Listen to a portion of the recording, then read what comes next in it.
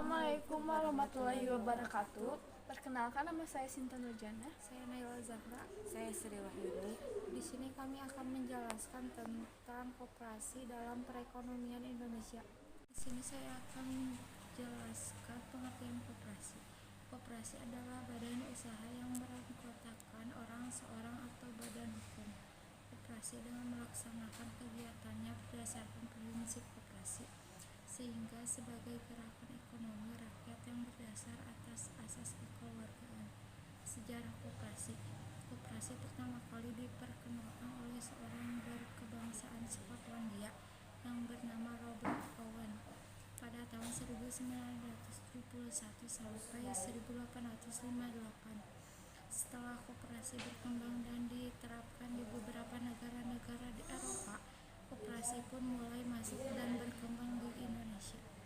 Tujuan koperasi.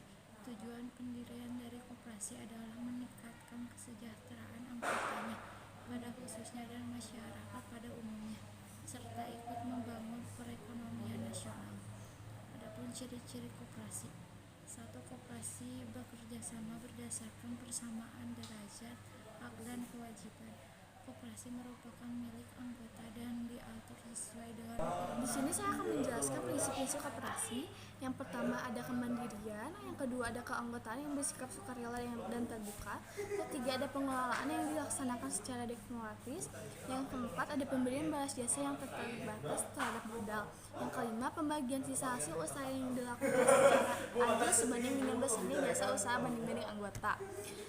Fungsi dan peran koperasi adalah berperan aktif mempertinggi kualitas kehidupan masyarakat pada umumnya, memperoleh perekonomian rakyat sebagai dasar kekuatan dan ketahanan. Jenis-jenis koperasi juga berdasarkan fungsinya, berdasarkan tingkat dan luasnya daerah kerja. Pengelolaan koperasi menjadi 3. Yang pertama, rapat anggota, kedua pengurus, dan ketiga pengawasan. Dan di sini saya akan menjelaskan sumber permodalan koperasi. Ada modal sendiri, modal pinjaman, dan modal penyertaan.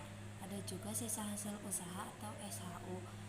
Pengertian sisa hasil usaha, rumus dan contoh pembagian sisa hasil usaha koperasi. Ada juga prosedur pendirian koperasi. Yang ke-1, melaksanakan rapat pendirian koperasi. Yang kedua, rapat membentuk koperasi dihadiri oleh penjabat, dinas, instansi, badan yang membidangi koperasi setempat. Yang ketiga, di dalam rapat anggota akan dibicarakan mengenai anggota dasar koperasi dan lain-lain. Ada juga pengembangan koperasi. Yang ke-1, memberi penyuluhan tentang koperasi kepada masyarakat. Yang kedua, meningkatkan kemampuan dan keterampilan pengurus koperasi. Yang ketiga, menampilkan modal koperasi. Yang keempat, peran pemerintah. Ada juga koperasi sekolah. Yang ke-1, tujuan pendirian koperasi sekolah, ciri-ciri koperasi sekolah, dan tahap-tahap pendirian koperasi sekolah. Sekian dari Wassalamualaikum warahmatullahi wabarakatuh. Jalan ente cepat.